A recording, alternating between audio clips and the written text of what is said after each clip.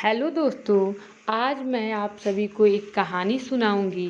सहज कक्षा 2 पाठ 8 चीकू और मीकू की कहानी। तो चलिए मैं कहानी को शुरू करती हूँ। ये कहानी हमें कक्षा 1 के बच्चों को सुनाना है। तो चलिए मैं सुनाती हूँ। चीकू और मीकू गिलहरी साथ में रहती थी। कौन कौन गिलहरी साथ रहती थी? चीकू और मीकू। चीकू मीकू का सारा खाना खा जाती थी, इसलिए मीकू बहुत परेशान रहती थी। जो चीकू थी वो मीकू का सारा खाना खा जाती थी और इसीलिए जो मीकू थी वो हमेशा परेशान रहती थी। चीकू खाना खा खा कर मोटी हो गई थी।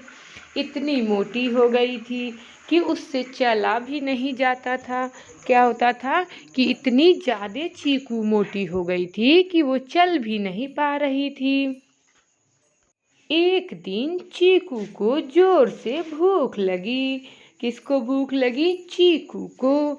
और वो चूहे के बिल में खाना ढूंढने गई। कहाँ गई चीकू? चूहे के बिल में खाना ढूंढने गई। और क्या हुआ कि वो चीकू जो थी वो फंस गई। मीकू दौड़ कर गई और चीकू को खींच कर बाहर निकाला।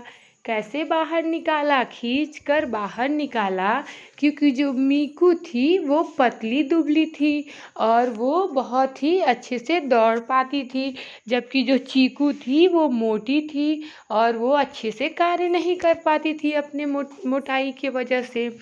इसलिए क्या हुआ कि तब से उनकी दोस्ती गहरी हो गई। और जब से मीकू ने चीकू को चूहे के बिल से खींच कर निकाला था, तब से क्या हुआ कि दोनों में, चीकू और मीकू में गहरी दोस्ती हो गई।